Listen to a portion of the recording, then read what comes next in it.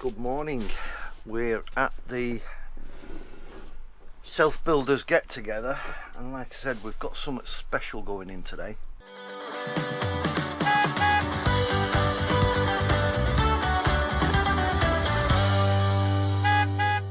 Well, good morning folks, welcome back to the channel.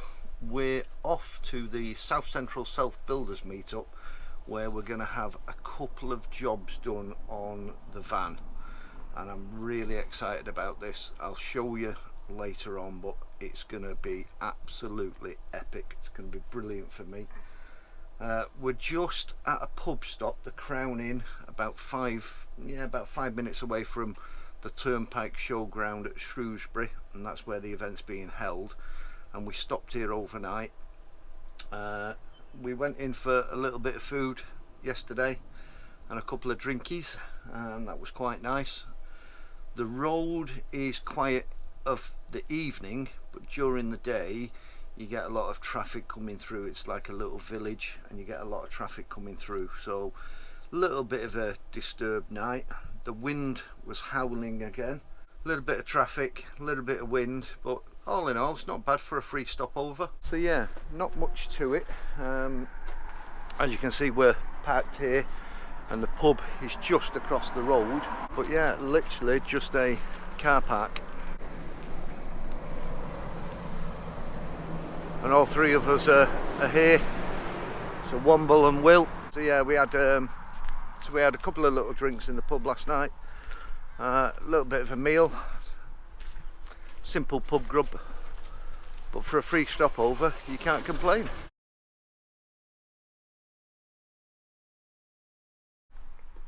We're going to have this fitted, and I'll explain to you what this is a little bit later, but we're going to get it installed from the help of Wombling Womble, Kev, and he's going to install it for me, and yeah, absolutely can't wait for that.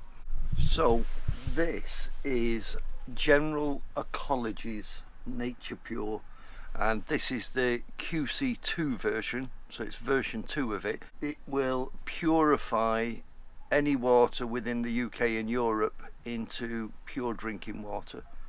It's got to come from a reliable source, obviously, to start with, but what it means is we can start drinking the water from our underslung tank rather than carrying lots of bottled drinking water with us. Now, it's manufactured in the United States by General Ecology, and apparently it's made up from a structured matrix, whatever that is, but we've done pH tests on the water and it comes out absolutely perfect.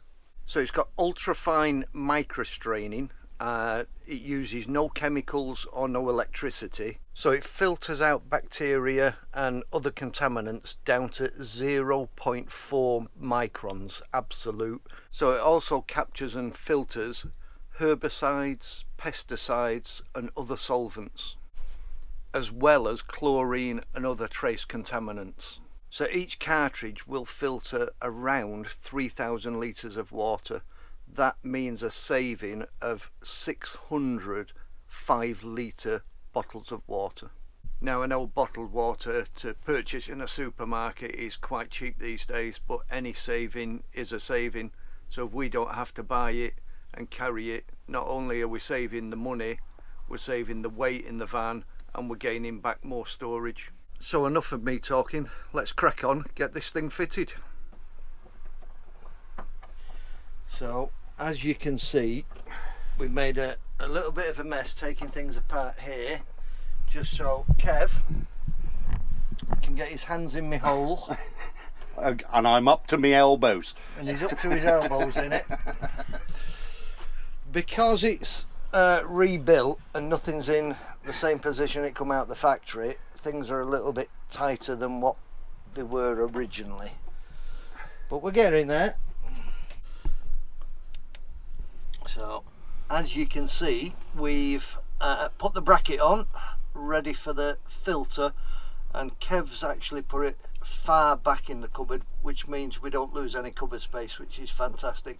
It also means when we're connecting the pipes to the filter, they're not all bent, and we can get to them quite easily for changing the filter.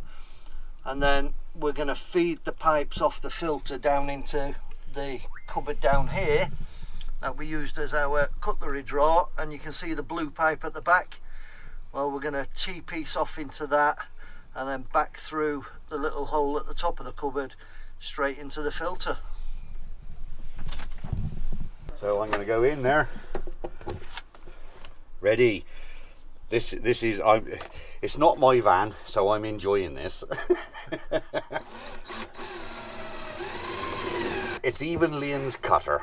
I don't want to push too hard because I don't want it to blow out underneath. Yeah, I'm just about to go through. Hang on. I'm just about to go through. It's going. There we go.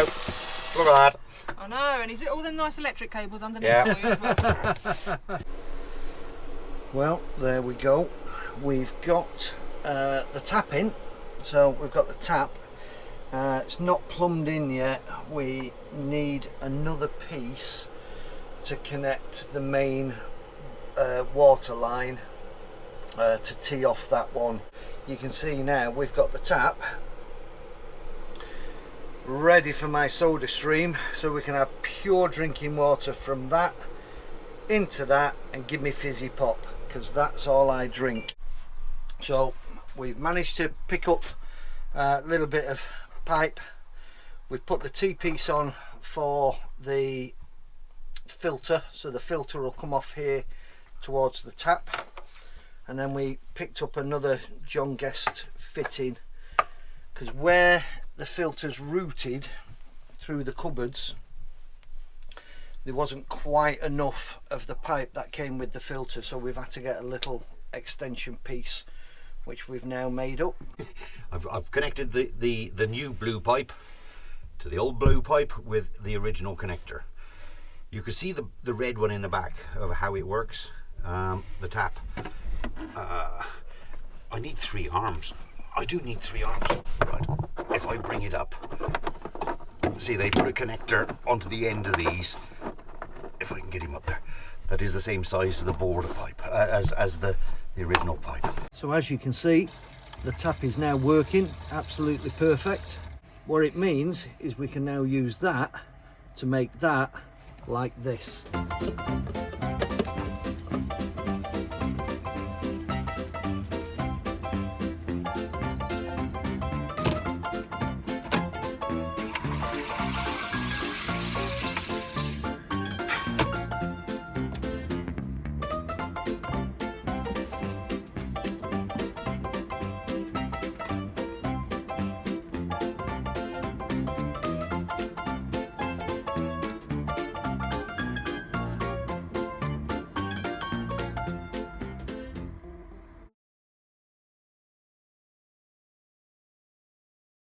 We've always had a problem with our buck boost, which is like a Victron Orion, so it's a DC to DC charger, but it's more specific for the lithium batteries, and it's supposed to, on tick over or when you're running the engine, put power back into the lithium batteries.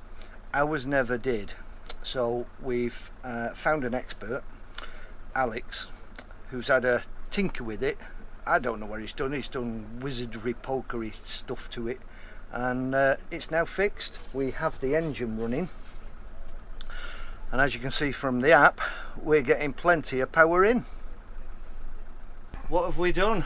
So basically just used a USB cable to connect to it, then using the Victron software. It's called TS Config, and it's the first time I've used this software actually, and it's got all the settings come up. It lets you monitor it as well. So it was set to not connect until vibration sensors picked that the vehicle was moving. So rather than just doing it on idling, just had to tick it to convert all with the input voltage. As soon as it detects the engine's running and the voltage goes up on the main battery, it then starts pumping in 50 amps. It's currently fluctuating between 49 and 51 amps. Well, there you go. The filter is now fitted, which is brilliant. So thanks to Kev for that. We moved on up the road and fitted it, and we stumbled across this absolutely gorgeous place. If you could see what I could see now, it's absolutely stunning. But you're going to have to wait until next week for that one. So do the usual things, which is D. Like, subscribe, and give us a comment. Bit of a drink in the pub last night, only a couple. There, and Womble's actually doing some work. Yeah. I can't believe this. Me and Wombo I have don't- been on it this morning. Yeah. Try to get your camera. Right. Okay. Salisbury, isn't it? Yeah. Go flubber double double up. The weed. And we nip to Webb's Caravan and Motor. So we nip to Webb's Caravan and Motorhome Accessories shop.